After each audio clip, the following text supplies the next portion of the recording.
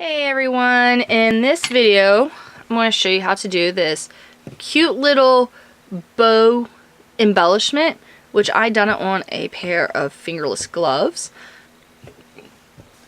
which the PDF and video link for this style of gloves is just the garter ridge glove I did is in the description below. The only thing you do is you switch from black to red yarn at row 30. And then the embellishment I'm showing you now how to make. Okay, so what you will need, a row counter isn't necessary. I am doing this, I'm making the bows. I will be measuring with a tape measure. I'm just using, if you like this exact collar, let me see what it is, autumn red. It's just Caron Simply Saw. You don't need any special loom. I'm actually using the same loom that I used to make the gloves themselves on. And to cast on, what I'm doing, I'm going to do the E-wrap cast on. You guys don't see me use that one very often, but for this project you want to use it. So we're going to cast on 6. 1, 2, 3, 4, 5, and 6. Push those down. Wrap that last one a second time.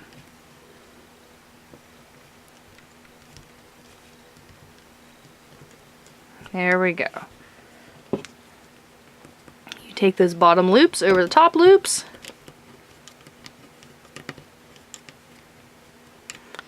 There is your cast on. Okay, so we're making it this way. And it's going to be just one long strip, and then we will turn it into the bow. So as you can see, this is, we're doing a garter stitch for the bow, just because it gives it a nice texture and it makes it, kind of pulls it all together with the edging and everything of the glove. So to do the garter stitch, if you're unfamiliar with this stitch, you E-wrap a row, then you purl a row. You E-wrap a row and you purl a row. So I can take this off that peg now, because that's just going to be back there confusing me. Pull that down through the middle. So here we are. We got 6 pegs cast on. The yarn is coming from this first peg already angled that way. There is no need to rewrap it. You can if you want. It's not going to mess it up. It's just a habit I got into doing flat panels. If you don't wrap that first peg and just keep going, then your panels will lay flatter. Anyway, we already E-wrapped, did our E-wrap cast on. So now we need to do a row of purl. If you're unfamiliar with the purl stitch, I have other videos, but quick purl stitch overview. Hook down through the top of the loop on the peg, working yarn under that loop. Take your hook and pull that loop up through the bottom. This is the new loop. You're going to take what's on the peg off, and this new loop you just made goes on that peg. I'll do this row and you can kind of see what I'm doing. I'm going to do it fast. That way this video is not going to be super long.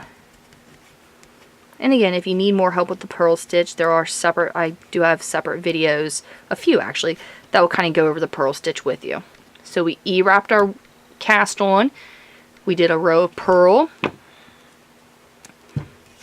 We are going to, where am I at? Here I am. See, I skipped that first peg of the row. Going to do another row of E-wrap. Bottom over the top. Then we'll do another row of purl. We're going to do this back and forth until the strip is about 8 inches long. The reason I'm doing that, now if you have a specific size you need to make this bow, a specific width, what you want to do is, see this one is like 3.5, it's between 3.5 and 4 inches wide. See, it's kind of right to about there. So you double the width you want it. So if you want it to be 4 inches wide, you want to make this piece 8 inches long, because it's going to come down just like this, and then we will turn it into the bow. So go ahead and just keep doing your garter stitch, 1 row of purl, 1 row of E-wrap, until you have this 8 inches long. I pulled it up through the middle. It's at 6 inches instead of 8, but just measure it like that. See? Now what we're going to do is we're going to do the same concept as a brim. We're going to take, see the loops on the ends here. Start over here at this far end, grab that loop, put it on the peg, take the next loop, oops, might help if you can see what I'm doing, next loop, next loop. This is why I used an E-wrap cast on. Now this loop is actually pulling that cast on string, and that's fine. I'm taking the one next to it. It doesn't have to be exact, but this is what you do. You're going to take your bottom loops over your top loops all the way down. Once that's done, you're going to take a piece of string, it doesn't have to be real long, and cut it.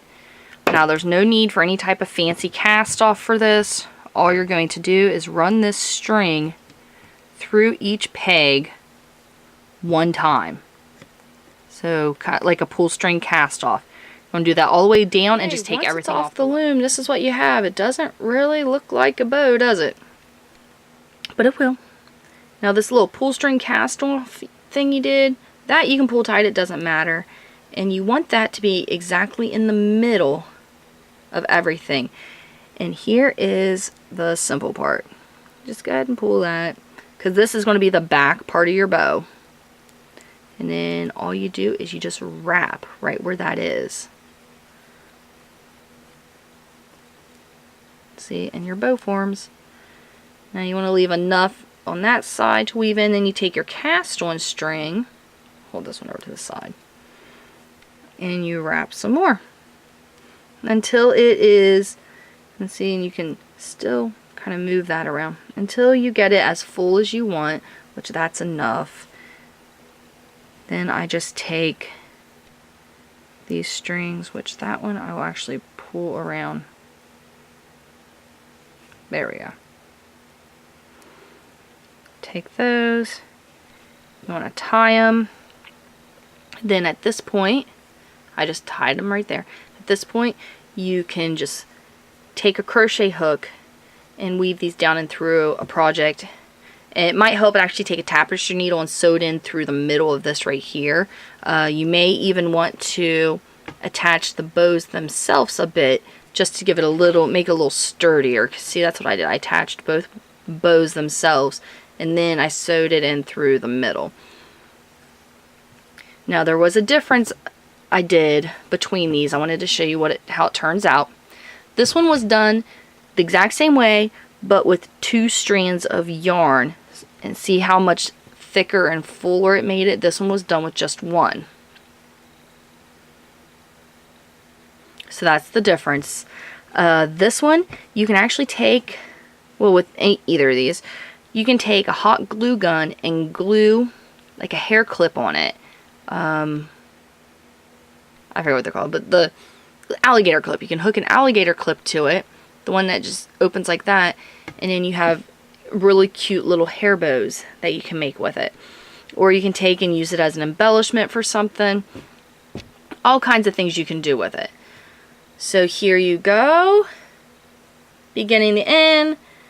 Alright, that's all I really got for you on this one. I hope the video was helpful. If you have any questions or comments, please leave in the comments section below. Don't forget to subscribe to our channel, and thank you for watching.